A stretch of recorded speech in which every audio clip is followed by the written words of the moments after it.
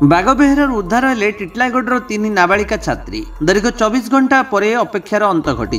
टिटलागढ़ सहर गतकाली अपराह्न 3टा समय निखोज थिबा 3 जण नाबालिका उद्धार कर पड़ोशी छत्तीसगढ़ राज्यर बागबेहरा रेल स्टेशन परिसर टिटलागढ़ पुलिस निखोज अभियोग हेला परे पुलिस तरफ समस्त थाना और रेलवे थाना गुड़िकर नाबालिका मानकर फोटो दे अलर्ट कर यार परिमाण स्वरूप आज 3 जण उद्धार होइछंती। मिलिथिबा सूचना अनुसार गतकाली निखोज थिबा सहरर बेबंधपड़ा सिरभटा पड़ा झांकरपड़ार एही नाबालिका माने स्थानीय एक सरकारी स्कूल रे अष्टम श्रेणी रे पाठ पढ़ंती। तेबे एठारे प्रश्न उठुची जे नाबालिका माने बागबेहरा रेल स्टेशन को गले किपरि तांको किए नै कि जाइतिला ना सेमाने तांकर इच्छा अनुसार किंबा भूल बसत जाइछंती ना एक मानव चालाण रैकेट सहर रे निजर कायम लाउची। मिलिथिबा सूचना अनुसार टिटलागढ़ पुलिस जने महिला और जने पुरुषंको मध्य थाना रे अटक रखी पचरा उचरा जारी रखिथिला। तेबे तांकोठारु बोधे मानकर सूचना भी मिलि थाई पारे। सबठारु बड़ कथा हला टिटलागढ़ सहरर रेल स्टेशन निकट रे गढी उठिथिबा पड़ा मानकरे मानव चालाण हेउची ताहा आगुरु मध्य प्रमाण मिलि सारिछि ओ ताहा भी छत्तीसगढ़ लिंक सामना को आसिछि। आ एई नाबालिका माने मध्य सेही पड़ोशी छत्तीसगढ़ राज्यरु ही उद्धार होइथिबा जणा पड़िछि। तेबे टिटलागढ़ पुलिस सेमानंकु आनिबा पई सेही स्थानकु जाइथिबा बेले सेमानंकु आसंता काली सकाळ सुधा